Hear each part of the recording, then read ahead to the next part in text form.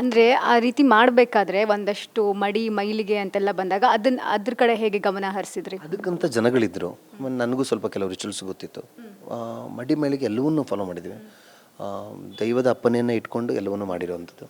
ಆಮೇಲೆ ದೇವರ ಒಂದು ಶಕ್ತಿನೂ ಬೇಕಲ್ವ ಎಲ್ಲದಕ್ಕೂ. ಸೊ ದೇವರ ಪೂಜೆ, ಅಲ್ಲಿಗೆ ಏನೇನು ಹರಕೆಗಳು ಬೇಕೋ ಅದೆಲ್ಲ ಕೊಟ್ಟಿದ್ದೀವಿ. ಸೆಟ್ಟಲ್ಲೇ ಅದಕ್ಕೆ ಸಂಬಂಧಪಟ್ಟ ಜನಗಳಿದ್ದರು. ಸೊ ಪ್ರಸಾದ ಇಟ್ಕೊಂಡಾಗಲಿ ಏನಕ್ಕೂ ಆಗಲಿ, ಕಾಡೊಳಗಡೆ ನಡೀತಿರುವಾಗ ಕಾಡೊಳಗಡೆ ಯಾವ ಶಕ್ತಿಗಳು ಇರ್ಬೋದು ಹೇಳೋಕ್ಕಾಗಲ್ಲ. ಸೊ ಪಾಸಿಟಿವ್ ಆಗಿರ್ಬೋದು, ನೆಗೆಟಿವ್ ಆಗಿರ್ಬೋದು, ಯಾವುದೂ ನಮ್ಮ ಮೇಲೆ ಇಂಪ್ಯಾಕ್ಟ್ ಆಗಬಾರ್ದು ಅನ್ನೋ ರೀತಿಗೋಸ್ಕರ ಅಲ್ಲಿ ಎಲ್ಲವೂ ನೀಟಾಗಿ ಪ್ರಿಪೇರ್ಡ್ ಆಗಿತ್ತು. ಅಂದರೆ ಆ ರಿಚುವಲ್ಸ್ ಏನು ಹೇಳ್ತೀವಲ್ಲ ಅದನ್ನೆಲ್ಲ ಮಾಡಿದ್ವಿ. ಮತ್ತು ಈ ಸೀಕ್ವೆನ್ಸ್ ಎಲ್ಲ ಮುಗ್ದಾದ್ಮೇಲೆ ನಮ್ಮ ಕಡೆ ಕುರಿ ನೀರಲ್ಲ ಅಂತ ಹೇಳ್ತೀವಿ, ಅದನ್ನೆಲ್ಲ ಅದರಲ್ಲಿ ಸ್ನಾನ ಮಾಡಿಸೋದಾಗಿರಲಿ, ತೆಂಗಿನಕಾಯಿ ಸುತ್ತಿಸಿ 3 ಮಗ ಕೊಡಿಯೋದಾಗಿರಲಿ, ಇಂಥದ್ದೆಲ್ಲ ರಿಚುವಲ್ಸ್ಗಳಿತ್ತು.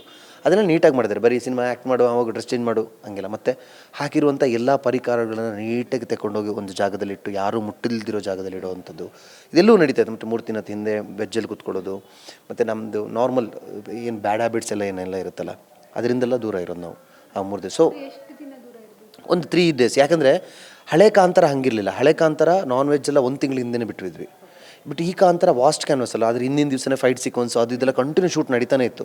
ಸೊ ಆ ಟೈಮಲ್ಲಿ ಎನರ್ಜಿಗೋಸ್ಕರ ಆದರೂ ಏನಾದರೂ ತಿನ್ನಬೇಕಾಗುತ್ತೆ, ಮತ್ತು ಅಷ್ಟು ರಿಚುವಲ್ಸನ್ನು ಫಾಲೋ ಮಾಡೋಕ್ಕಾಗಲ್ಲ. ಸೊ ಅದಕ್ಕೋಸ್ಕರ ಒಂದು 3 ದಿವಸನ ಇಟ್ಟು ಆ ಒಂದು 2 ದಿವಸಕ್ಕೆ ಗ್ಯಾಪ್ ಬಿಟ್ಟಿದ್ದು, ಬ್ರೇಕ್ ಬಿಟ್ಬಿಟ್ಟು ಆ 3 ದಿವಸದಲ್ಲಿ ಎಲ್ಲೋ ಬಿಟ್ಟು ಆಮೇಲೆ ಸ್ಟಾರ್ಟ್ ಮಾಡಿತ್ತು.